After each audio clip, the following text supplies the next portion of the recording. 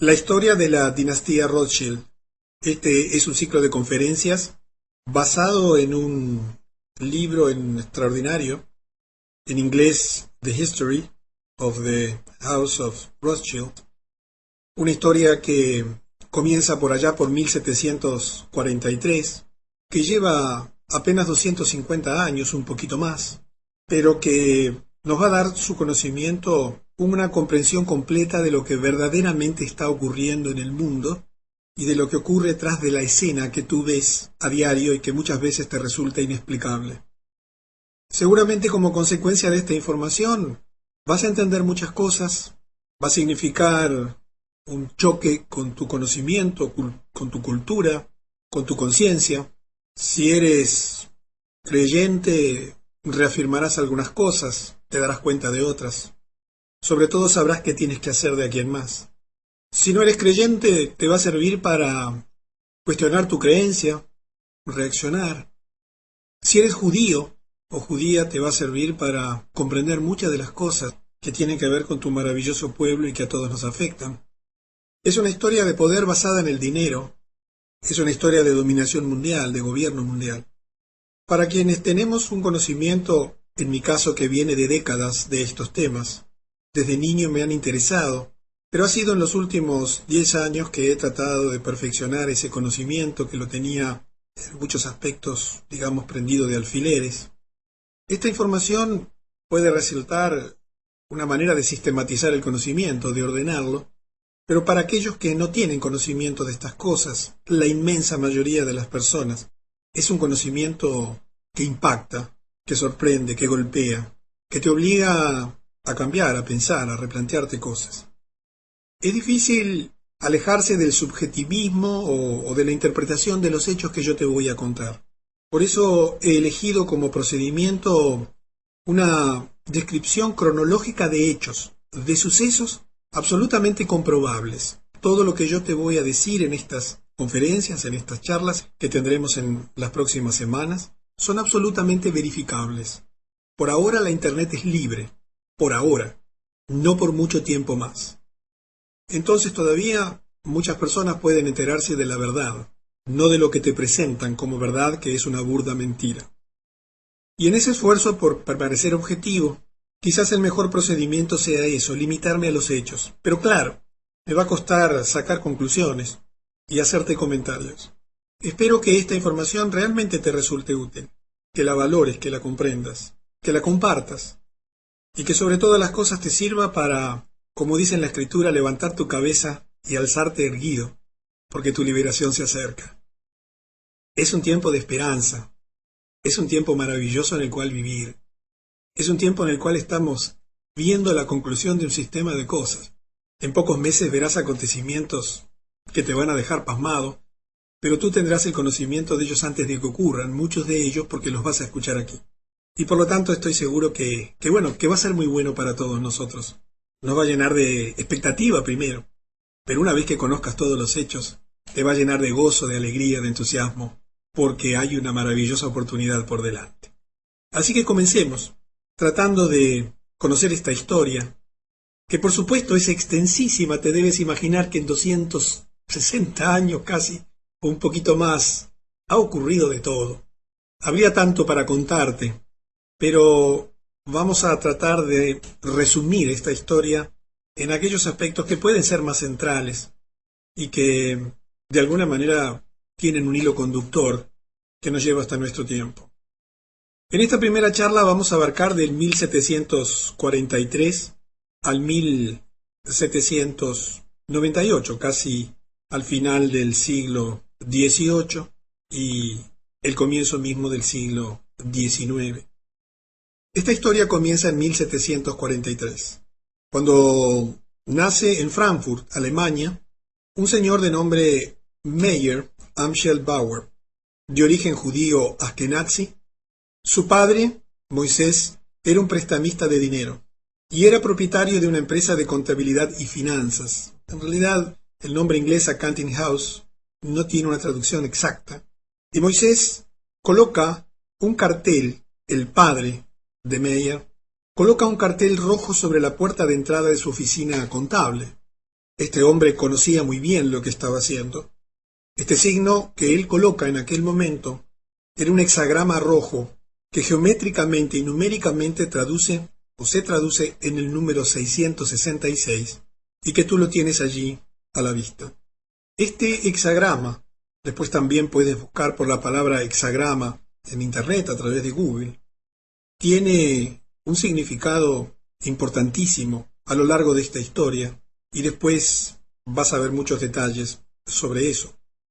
Pasan los años, su hijo crece y en 1760, durante esa década, Meyer trabaja para un banco de propiedad de la Oppenheimer, de la familia Oppenheimer en Hannover, en Alemania. Se transforma este hombre, Meyer, en un gran éxito en los negocios. Parece que tenía dotes y cualidades muy especiales y se convierte en un socio menor. Mientras trabajaba en el banco se familiariza con un general, von Storff. Recuerda este nombre porque es importante en la historia. Su padre muere en esta década y Meyer vuelve a Frankfurt para hacerse cargo de los negocios de su padre. Él conocía perfectamente el símbolo del hexagrama rojo, cuyo significado es 666, que seguramente tú ya lo conoces como el número de la bestia, un número esotérico del ocultismo, propio de los adoradores del diablo. Y entonces elige cambiar su nombre, y cambia su apellido, y pasa de Bauer a Rothschild, colocándolo en la puerta de entrada. Y elige Rothschild porque Rothschild en alemán quiere decir Roth, rojo, y Schild, signo. Quiero que comprendas la importancia de los símbolos. Quizás para ti, educado en una escuela común, ajeno a todas estas cosas que hoy dominan el mundo, los símbolos y los signos no sean importantes. Pero para Meyer, Amschel Bauer, ahora Meyer Rothschild, los símbolos eran importantísimos. Él ya había participado seguramente de rituales secretos de adoración satánica, su padre le había influenciado, y tenía muy en claro qué es lo que perseguía. Conocía perfectamente los pactos establecidos, tenía muy en claro el plan, que se había urdido desde hace milenios, pero que ellos, por alguna razón desconocida para nosotros, habían sido elegidos para llevarlo adelante. Un plan que, como verás, venía a ser un plan de gobierno y de dominación mundial.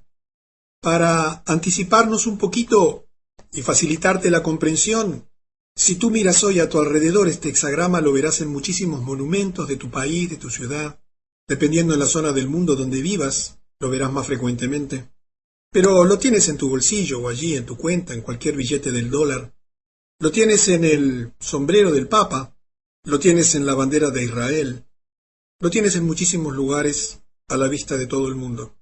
Por supuesto, suficientemente oculto en algunos casos o disfrazado en otros, como para que las personas que no conocen de estas cosas, que no les interesa porque están en otros temas, porque no saben que esto afecta a sus vidas dramáticamente, porque no tienen la menor idea de que hace 250, 60 y pico de años se comenzó a urdir un plan que incluía el uso de este signo. Bueno, quizás no te llame la atención, pero te puedo asegurar que a partir de ahora estas cosas van a comenzar a tener una importancia absolutamente definitiva en tu vida, porque habrá un antes y un después de conocer esta información. Y volvamos o sigamos un poquito con la historia. ¿Te acuerdas que te dije que en la década del 60 este hombre se había familiarizado con un general denominado von Storm?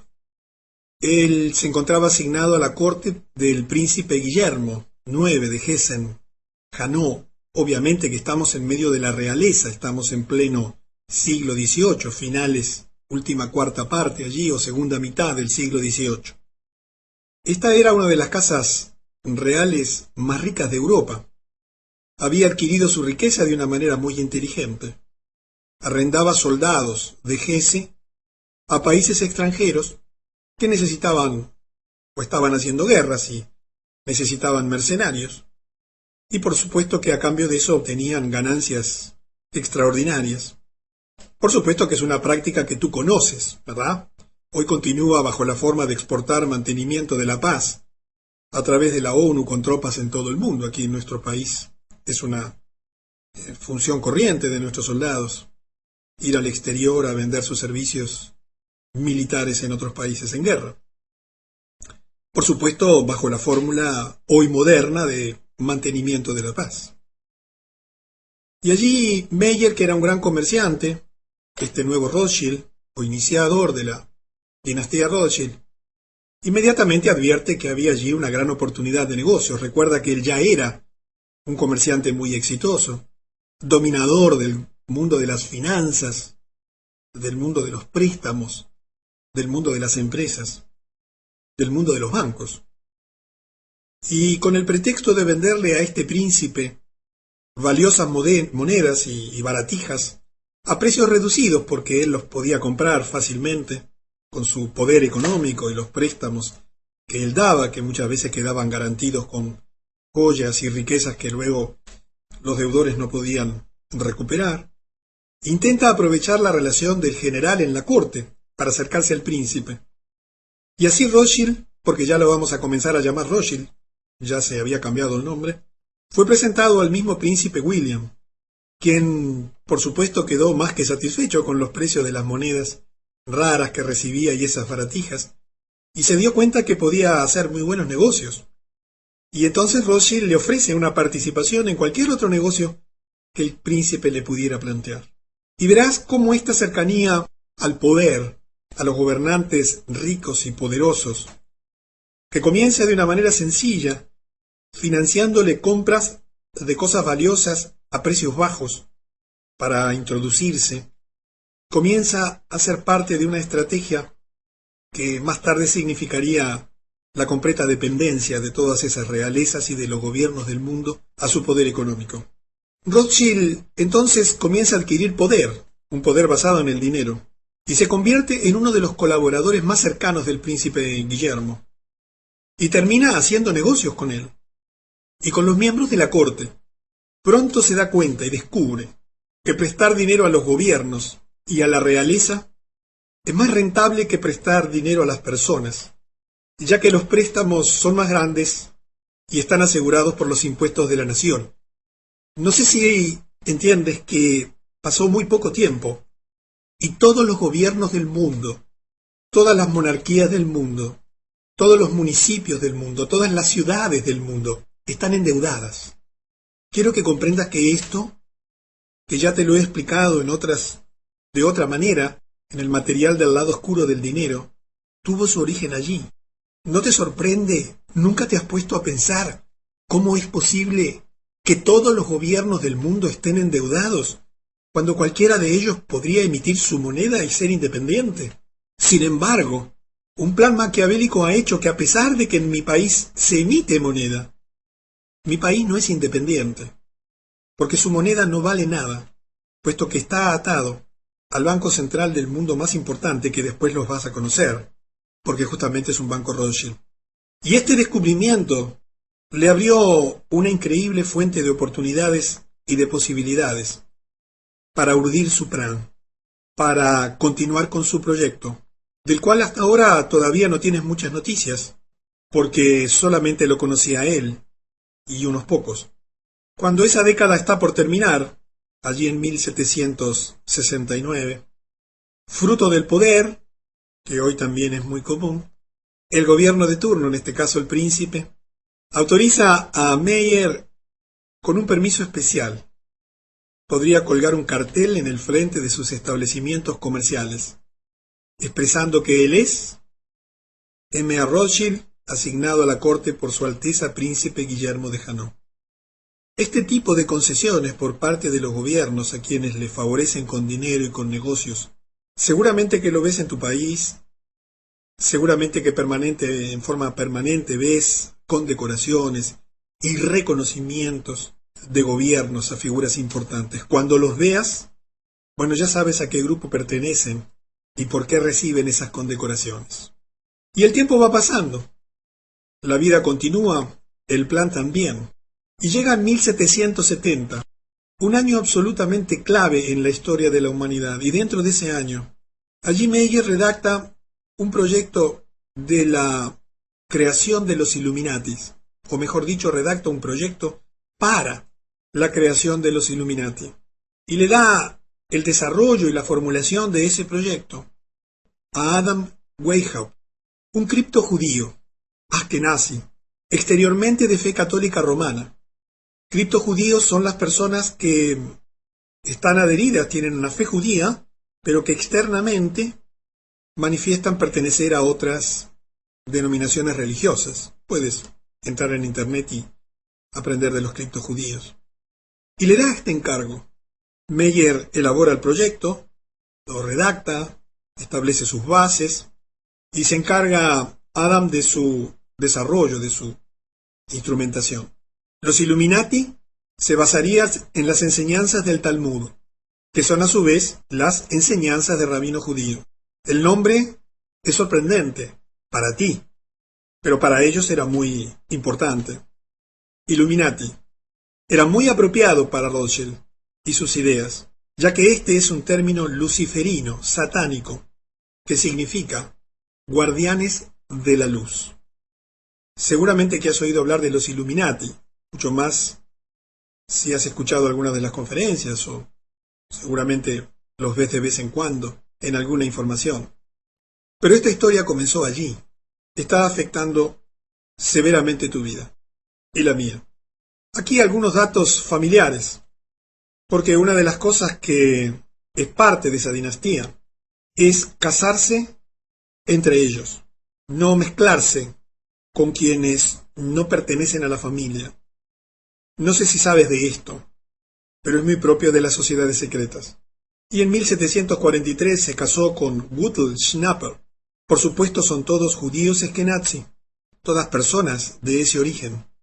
Y en 1773 nace Amschel, un personaje también importante en la historia, el primero de los hijos de Meyer. Y él, como todos sus hermanos que lo siguen, entrarían en el negocio de la familia a la edad de 12 años.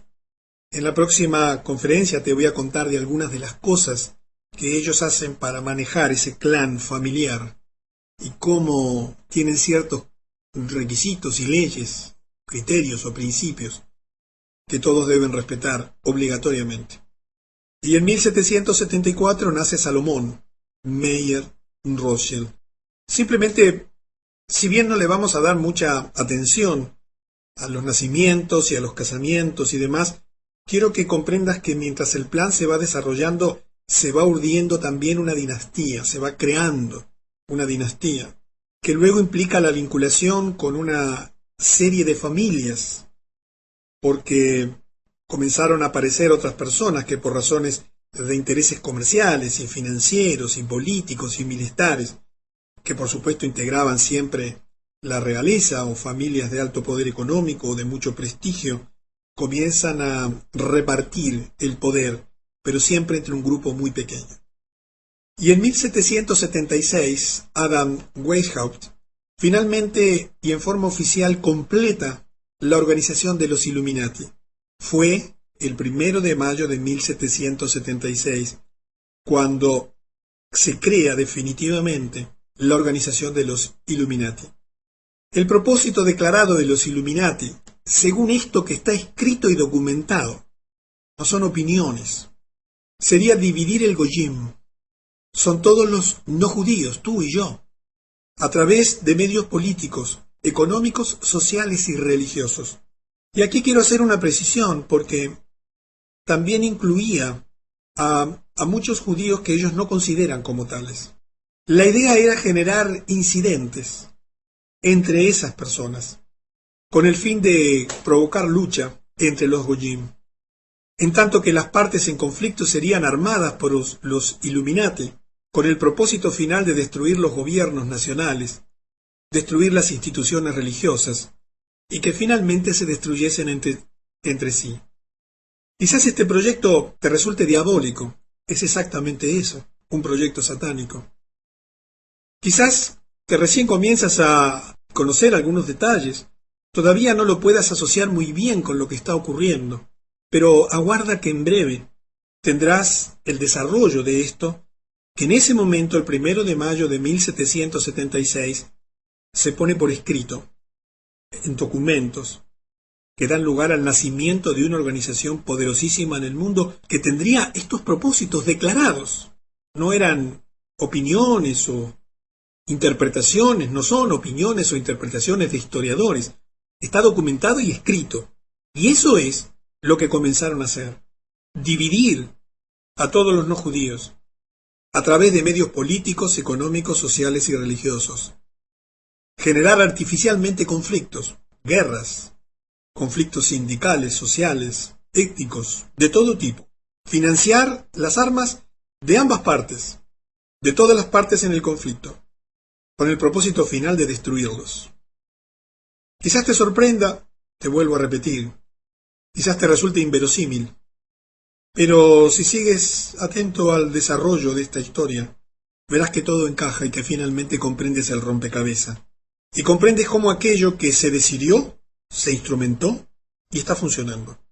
En ese mismo año, Weishaupt pronto se infiltra en la Orden Continental, que era una orden secreta, masónica, con esta doctrina Illuminati, y establece la Logia del Gran Oriente, una de las principales logias masónicas del mundo hasta el día de hoy, como su cuartel secreto. Quiero que conozcas su emblema, uno de los tantos: libertad, igualdad y fraternidad. ¿Te suena? En la escuela te hablaron de eso, después vas a ver, y también te hablaron de eso, si no mal no recuerdo, en el liceo, y ahora el 4 de julio reciente en Francia celebraron algo de esto. Lo tienes en cualquiera de los obeliscos de tu ciudad. Libertad, igualdad y fraternidad. Todo esto fue hecho bajo las órdenes y las finanzas del Mayer Rothschild y su influencia. Así es como el concepto de las logias se ha extendido y es seguido en todo el mundo masónico hasta la actualidad, porque había un plan escrito y una instrucción precisa de llevarlo a cabo a cualquier costo y de cualquier manera, sin interrupciones de nadie, como después te vas a enterar. También Weishaupt reclutó 2.000 seguidores, pagos. Mira que el dinero no era una limitante, como tampoco lo es hoy, incluyendo los hombres más inteligentes en el campo de las artes, las letras, la educación, la ciencia, las finanzas y la industria. Se les instruyó para aplicar los siguientes métodos con el fin de controlar a la gente. Te vuelvo a repetir, no estoy interpretando nada, ni quien escribió este libro en el cual están basadas estas conferencias ha inventado o interpretado. Esto está escrito por los Illuminati en su documento, en su acta de fundación, digamos así. Primero, y presta atención, utilizar el dinero y el soborno sexual para obtener el control de los hombres en los lugares más altos de los diferentes niveles de todos los gobiernos y otros campos de actividad. Una vez que las personas influyentes hubiesen caído por las mentiras, engaños y tentaciones de los Illuminati, deberían ser sometidas a servidumbre por la aplicación de políticas y otras formas de chantaje, amenazas de ruina financiera, de exposición pública, amenazas impositivas e inclusive la muerte, a ellos y también a miembros de sus familias. Suena duro, ¿verdad? Suena malo, suena perverso. ¿Te sorprendes? Vamos al segundo objetivo: vincularse en colegios y universidades para relacionarse con estudiantes poseedores de una capacidad mental excepcional, pertenecientes a familias bien educadas, con inclinaciones internacionales, y recomendar su formación especial en relaciones internacionales, con la idea central de que solo un gobierno mundial puede poner fin a las guerras y los conflictos recurrentes. Esta formación especial, por supuesto, sería proporcionada a los seleccionados mediante la concesión de becas pagadas por los Illuminati. Si vives en Estados Unidos, esto es moneda corriente. ¿Entiendes cuándo nació y por qué existe? En tu universidad pasa lo mismo. ¿Entiendes? ¿Comprendes por qué todas las universidades hoy están siendo financiadas, especialmente las que tienen más nombre, las que tú ves hoy en la prensa mediática, aquellas donde se producen las investigaciones científicas y médicas más importantes? Este proyecto nació con los Illuminati, se puso por escrito y oficialmente se instituyó el 1 de mayo de 1776. vincularse en colegios y universidades. Quiero que entiendas por qué y para qué lo hacían. Ahora lo verás. Vamos al tercer objetivo. El tercer objetivo también es parte de esta terrible urdimbre, de este macabro plan. Todas las personas influyentes, atrapadas bajo el control de los Illuminati, más los estudiantes que hubiesen sido especialmente educados y entrenados, se utilizarían como agentes en los gobiernos, en todos los gobiernos, ubicándolos como expertos y especialistas detrás de la escena. ¿Entiendes el objetivo? Te lo aclaro. Así podrían aconsejar a los altos ejecutivos para que adoptasen políticas que en el largo plazo servirían a los planes secretos de la conspiración Illuminati de un solo gobierno, y causar la destrucción de los gobiernos y las religiones en los que hubiesen sido elegidos o designados para servir. ¿Notas algún parecido con la realidad? Seguramente ya te has dado cuenta que quienes gobiernan no gobiernan, sino que simplemente ocupan cargos políticos y que deben favores bajo la forma de dinero o de otras cosas, o de negociados, y que simplemente están para cumplir un rol aparente, pero detrás de bambalinas está esta gente, que expresamente, como parte de sus propósitos fundacionales, utilizarían como agentes en todos los gobiernos, ubicándolos como expertos y especialistas detrás de la escena. Hoy dominan absolutamente toda la escena, de todo lo que te imagines, absolutamente todo. Y tienes un símbolo allí a la derecha, pero todavía no vamos a hablar de los símbolos. Los vas a ir conociendo en la medida de que avance esta historia. Y sigamos avanzando porque nos vamos a acercar a hechos excelentes, pero veamos el cuarto objetivo, que también lo conoces perfectamente, y es el siguiente: obtener el absoluto control de la prensa. En ese momento el único medio de comunicación social que distribuía la información al público, la prensa escrita. De modo tal que todas las noticias y toda la información pudiese ser inclinada, torcida, alterada, manipulada, con la finalidad de inducir a las masas a creer que un gobierno mundial es la única solución a los muchos y variados problemas de la humanidad. Todo lo que tú ves en la televisión, todo lo que tú escuchas en la radio, todo lo que lees en la prensa escrita, en las revistas de moda, todo, absolutamente todo, está manipulado. Solo puedes encontrar información independiente y veraz en canales de información independiente, por ahora, y mientras no controlen la Internet, para lo cual falta muy poco.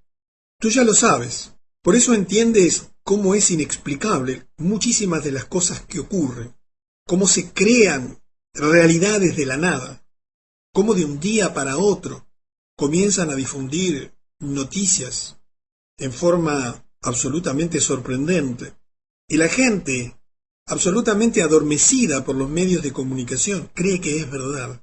Ya la gente ha comenzado a despertar. Así que tienes 4 motivos, 4 propósitos, absolutamente macabros. Y ya que está terminando el siglo, y ya habíamos comenzado, porque esto se puso por escrito en el 76 y comenzó a instrumentarse, bueno, vamos a empezar a dar pasos en concreto. Y entonces en 1784 los Illuminati deciden algo que cambió el mundo. Adam Weishaupt emitió una orden según la cual la Revolución Francesa debería comenzar bajo la forma de un libro con la firma de Maximiliano Robespierre. Aguarda, no te retires porque quizás, claro, esto lucha y choca con lo que te enseñaron en la escuela, ¿no es verdad? Porque la Revolución Francesa empezó mucho después, 5 años después. ¿Pero qué ocurrió? Este libro fue escrito por uno de los socios de Weishaupt, Xavier Schwab, puedes buscarlo en internet, y enviado por un mensajero de Frankfurt a París. Sin embargo, en el camino ocurre un hecho fortuito, quizás la divinidad, vaya a saber, la providencia, o la casualidad, y se alteró la historia transitoriamente. El mensajero fue golpeado por un rayo. El libro que detallaba el plan fue descubierto por la policía bávara y entregado a las autoridades bávaras. Como consecuencia, el gobierno de Baviera ordena a la policía atacar a las logias masónicas de Weishaupt, del Gran Oriente, y las casas de sus colegas más influyentes. Es evidente que las autoridades de Baviera estaban convencidos que el libro que se descubrió era una amenaza muy real de un grupo privado de personas influyentes de utilizar las guerras y revoluciones para alcanzar sus fines políticos. Te desafío a que leas cualquier libro de historia en el cual hoy aprenden tus hijos y tú has aprendido, por supuesto elaborados por la UNESCO desde las Naciones Unidas, a ver si encuentras esta historia, absolutamente documentada, en los registros oficiales. Te van a llevar a la sorpresa de lo que ocurrió después.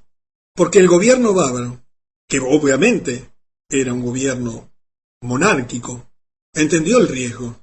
Y entonces, en el año siguiente, en 1785, declara fuera de la ley a los Illuminati y ordena cerrar todas las logias del Gran Oriente. Meyer Rothschild mueve su casa de la familia a una casa de 5 plantas en Frankfurt, que comparte con la familia Schiff. Al año siguiente, el gobierno bávaro publica los detalles de la trama Illuminati en un documento titulado Los escritos originales de la orden y secta de los Illuminati. Observa el título. No eran las interpretaciones del gobierno bávaro, no eran los estudios del gobierno bávaro, eran los documentos originales, esos que hizo Adam Weishaupt y que puso por escrito y oficializó el 1 de mayo del 76. Y luego envía ese documento a todos los jefes de Estado y de la Iglesia en toda Europa, para advertirles de lo que estaba ocurriendo, pero tristemente su advertencia fue ignorada. Mira, no te lo puedo probar, pero la dependencia económica que ya tenían esos gobiernos hicieron como muchos de los actuales. Miraron para el costado, para mantener sus privilegios y sus beneficios, a pesar de que eso significaba la opresión y el oprobio para sus pueblos. Pero así se estaba urdiendo la trama, y ya nada la detenía, porque la influencia diabólica era incontrolable. Y pocos años después, a pesar de eso que ocurrió localmente, en 1789, debido a la ignorancia europea de la advertencia del gobierno bávaro, el plan de los Illuminati para una revolución francesa tendría éxito entre este año 1789 y el año 1793. Mira, aquí a la derecha tienes un sello francés, un sello postal francés, conmemorando el bicentenario de la Revolución Francesa.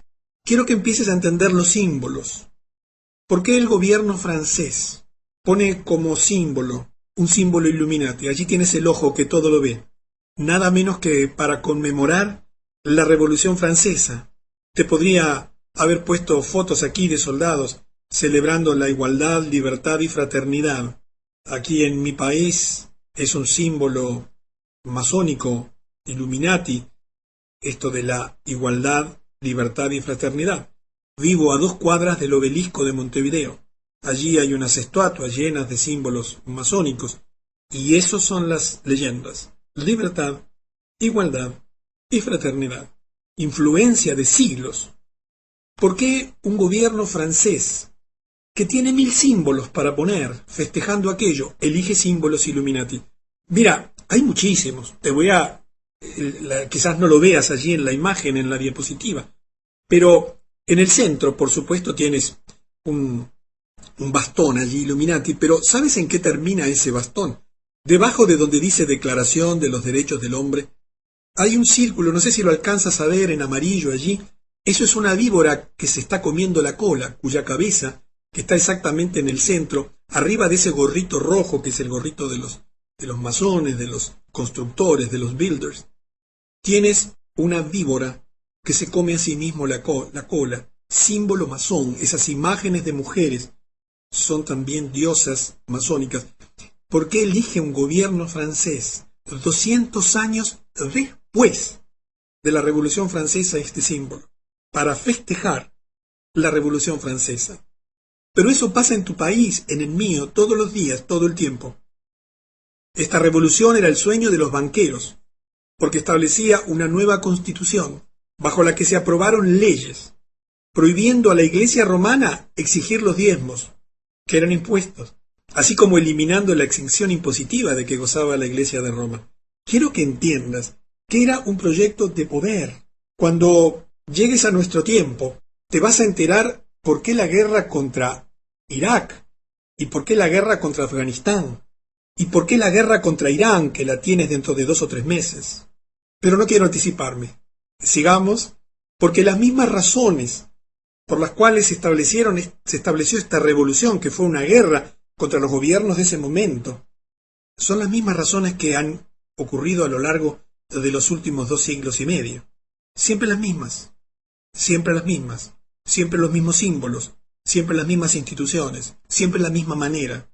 Y sigamos, porque nos estamos acercando al 1798, que es donde vamos a terminar la historia del día de hoy. Y ocurre en el año 1790 una frase absolutamente famosa, muy conocida para todos quienes conocemos este tema, de Mayer Rothschild: permítanme emitir y controlar el dinero de una nación, y no tendré por qué preocuparme de quién emite las leyes. Quiero que entiendas que hasta ese momento los Illuminati no emitían el dinero de ninguna nación. Ellos financiaban naciones, financiaban gobiernos, pero todavía la emisión del dinero era propiedad, y de las monedas eran acuñadas y emitidas por los gobiernos. Pero era en 1790, dice una frase premonitoria: permítanme emitir y controlar el dinero de una nación. Imagínate lo que dijo un hombre dueño de un banco. Él estaba afirmando algo que iba a ocurrir. Él, físicamente, en forma privada, se iba a encargar de emitir y controlar el dinero de una nación, porque así no tendría por qué preocuparse nunca más de quién emite las leyes y continuar con su plan. ¿Y cuál crees que fue el país que eligió? Los Estados Unidos de Norteamérica. Quizás no lo sabes, pero en 1791, un año después de esa afirmación, los Rothschild obtuvieron el control de la emisión de dinero de una nación, el control total, a través de Alexander Hamilton, que fue su agente de influencias en el gabinete de George Washington, cuando gracias a su influencia el Senado de los Estados Unidos otorgó una concesión por 20 años, creándose su primer banco central denominado el First Bank of the United States, el primer banco de los Estados Unidos. Aquí tienes la imagen de la sucursal del banco en Filadelfia, en la calle número 3. Quizás tú creas que el gobierno de los Estados Unidos emite su moneda. Eso lo hace el gobierno de mi país, y el gobierno de Perú, y el gobierno de Colombia. Por supuesto que con monedas totalmente dependientes del Banco Central de los Estados Unidos, que es la Reserva Federal. Pero el gobierno de los Estados Unidos no emite su papel moneda. Nunca lo hizo, o mejor dicho, lo hizo en algunos periodos intermedios, porque hasta ese momento en que se crea este banco, después lo vamos a ver más en detalle, habían 13 colonias que emitían cada una su moneda, sus billetes, sus maneras de negociar, y entonces se unificó todo a través de un primer banco central, el First Bank of the United States, en una concesión otorgada solamente durante 20 años.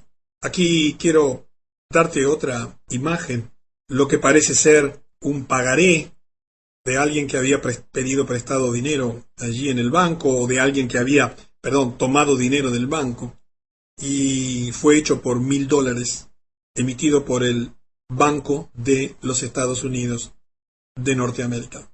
Y fíjate que estamos ya muy cerca del final, porque esto ocurrió en 1791.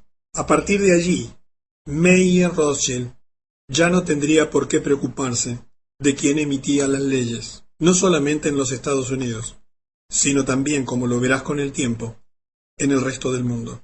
Antes de llegar al final de este siglo, permíteme comentarte simplemente, para agregar un poco de conocimiento, que en el interín habían ido naciendo y casándose personajes importantes que permitirían continuar el proyecto elaborado por Mayer, que había empezado a comprender y sentir como influencias de su padre.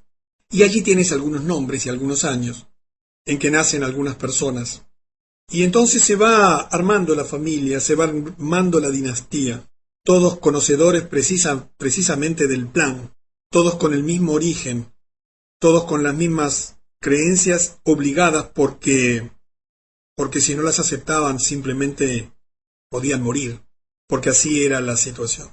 Y llegamos entonces al último episodio que vamos a comentar en el día de hoy, en esta primera conferencia, y que es un episodio también extraordinario que llega hasta nuestros días, y que te hago la introducción porque lo vamos a completar en la segunda parte.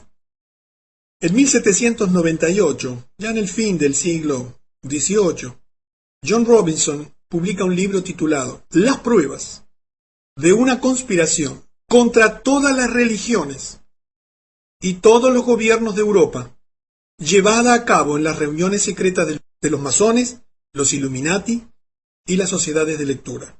Quiero que entiendas que esto que tú hoy ya estás viendo en todos lados y que de pronto escuchas aquí y que ya se conocía de hace siglos, denuncias, evidencias, documentos, hechos, existieron siempre, solo que hoy están a la luz y son evidentes. En este libro, el profesor Robinson de la Universidad de Edimburgo, una autoridad de la época, uno de los intelectuales de su época de mayor prestigio, que en 1783 fue elegido secretario general de la Royal Society de Edimburgo, dio detalles de todo el complot Rothschild Illuminati. ¿Te suena a Imagine No Religion? ¿Imagina sin religión? ¿Tú crees que eso es evolución de la humanidad? ¿Tú crees que eso es un pensamiento inteligente del hombre que evolucionó de no sé quién y hoy no tiene pelos cuando antes los tenía? Quiero que comprendas que es otra la razón por la cual a tu niño en la escuela le enseñan que es un mono sin pelos. Quiero que entiendas que hay un proyecto detrás de esto. Quisiera despertar tu conciencia para que al terminar esta serie de conferencias sepas qué tienes que hacer, porque felizmente tenemos una maravillosa oportunidad por delante. Todo esto que está ocurriendo hoy en día es el final de este plan y está próximo a su juicio final, a su desenlace final. Seremos seguramente los que estamos acá testigos de todo eso. Pero en función de lo que hoy estemos pensando, comprendiendo, haciendo y creyendo, será lo que nos tocará vivir. Sé que estas palabras, estos hechos que te he relatado, de los cuales soy un comunicador, no soy un investigador ni un historiador, sino simplemente un comunicador, alguien que toma información que existe.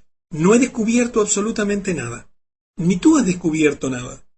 Simplemente quizás lo escuchas por primera vez y ya tenías un conocimiento más o menos superficial o más o menos profundo.